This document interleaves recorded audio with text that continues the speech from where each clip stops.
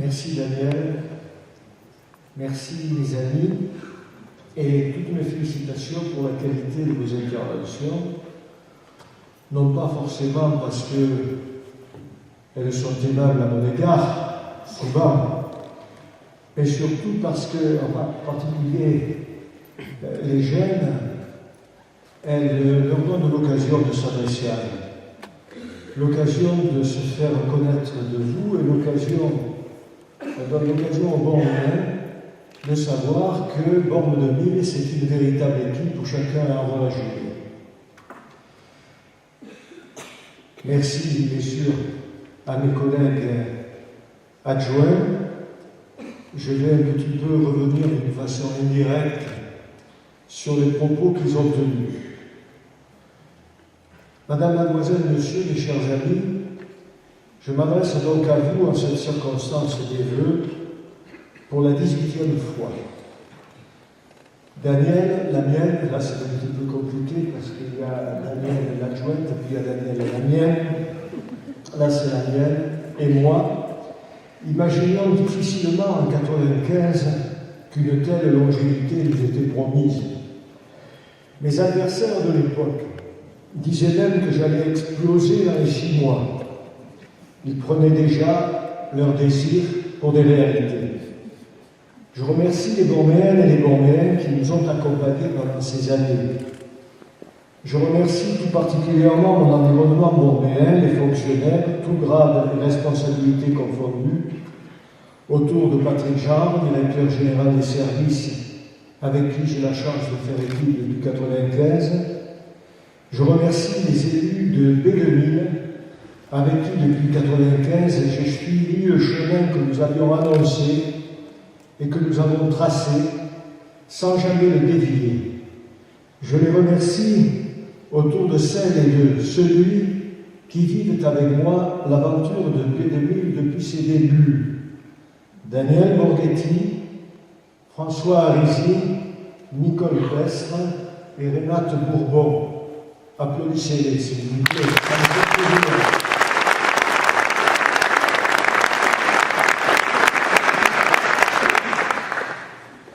C'est autour d'eux que l'équipe s'est constituée, c'est autour d'eux qu'elle s'est consolidée, qu'elle a duré. Il y a des amis qui ont dû nous quitter, mais ils sont toujours là. J'en ai vu ce soir. Ils sont toujours présents à nos côtés, mais bon, pour des raisons qui leur sont propres, ils ne pouvaient plus être élus. Mais ils ont fait un boulot formidable, dont je les remercie. Un sage hindou. Et vous savez qu'il n'y a pas plus sage qu'un sage hindou. Un sage hindou donc a pu dire « Celui qui n'est pas fait pour le but, n'est pas fait pour le chemin ». Bormes 2000 était donc faite pour mériter les responsabilités que vous lui avez confiées. Je remercie les membres de l'association Les Amis de B2000 autour de leur président, Guy Tirlet. Guy a recensé plus de 1500 amis de B2000. C'est un encouragement extraordinaire, comme votre présence ce soir. Guy et son équipe font un travail exceptionnel et leur fidélité m'est précieuse. Merci à vous, mes amis, vous tous ici présents. Daniel, la mienne et moi avons connu et apprécié votre amitié, votre franchise et votre fidélité.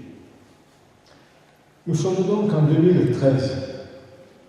Les échéances électorales des municipales et des cantonales approchent, même si les dates peuvent encore subir quelques aménagements. Et de plus en plus nombreux sont les Borméens qui s'interrogent et m'interrogent sur mes intentions, ce qui est tout à fait légitime.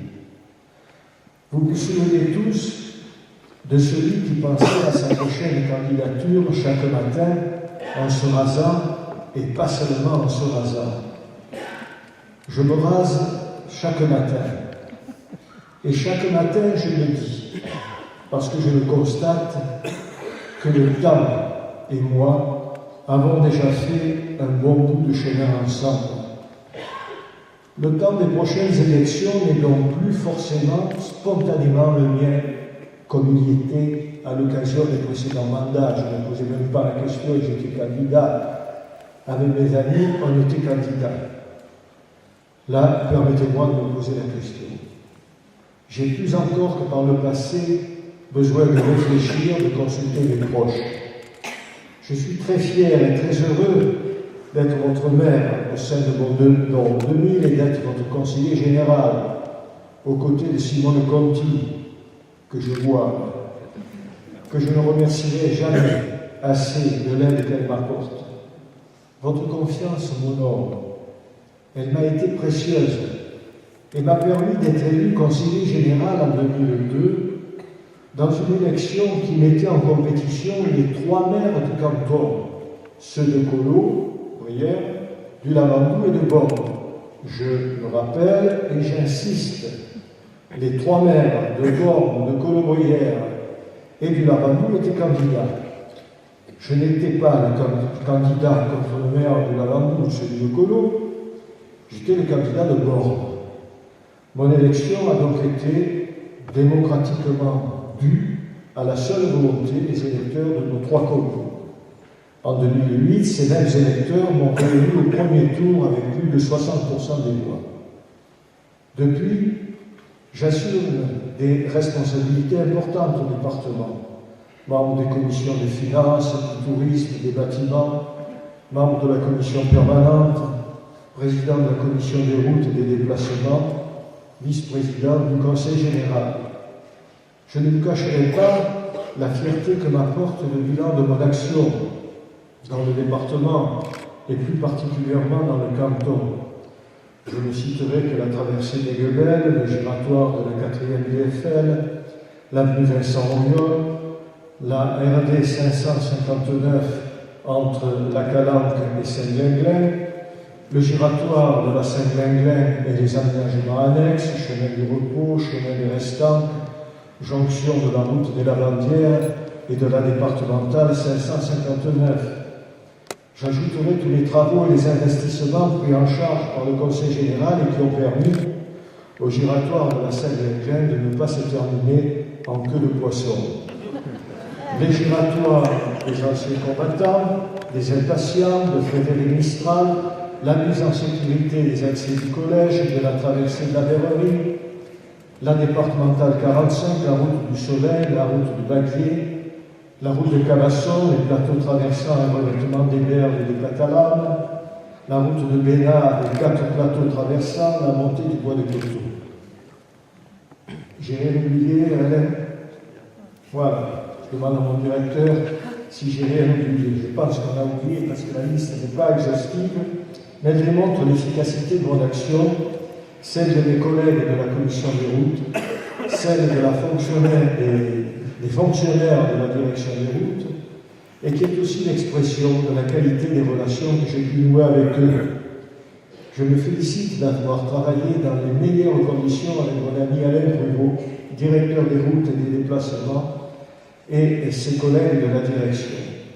Je remercie le président Horace Lanfranchi qui m'ont fait confiance et je dis toute mon amitié à mes collègues et conseillers généraux qui m'ont permis de vivre une expérience humaine et politique d'une grande richesse.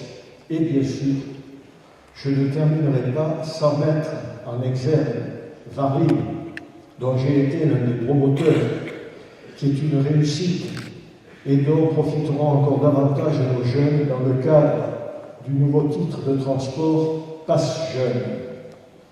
Pour toutes ces raisons essentielles, je redis combien je suis heureux et fier d'être le conseiller général du canton de Colo-Brière et combien je suis sensible à la confiance que m'ont manifesté les électeurs de nos 3 communes.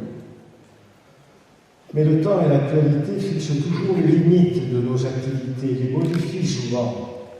Ainsi, les responsabilités et les compétences sociales du département sont aujourd'hui majeures. Plus de 50% du budget départemental est consacré au social sous toutes ses formes. Le Conseil général, chaque conseiller général donc, se doit de répondre aux besoins de nos concitoyens. Emploi, handicap, accompagnement de nos malades, de nos anciens, assistance aux familles, éducation de nos jeunes dans nos crèches, nos écoles, nos collèges, ajouter les commissions, le tourisme, les collèges, les déplacements, le sport, les finances, la commission permanente, pour comprendre que l'emploi du temps et les responsabilités d'un conseiller général sont variés, passionnants, mais lourds. Par ailleurs, l'organisation des cantons devrait être modifiée pour les prochaines échéances de 2015. Il y a dans le Var 43 conseillers généraux. Ce nombre, à une ou deux unités près, devrait être conservé, je me tourne vers Jean-Michel. Le gouvernement actuel affirme sa volonté de mettre en œuvre la parité. Cela pourrait signifier, devrait signifier, que le nombre des cantons serait diminué de moitié. Dans chacun des cantons, un homme et une femme seraient conjointement candidats sur une liste de 2 membres. Je ne sais pas comment il faudrait pour se partager les responsabilités, mais enfin, chaque canton compterait donc 2 conseillers, une femme et un homme. Est-ce constitutionnellement réellement possible? Est-ce que c'est ce qui se fera? En tout cas, c'est ce qui se dit aujourd'hui. L'enjeu politique et social de la future élection cantonale sera évident.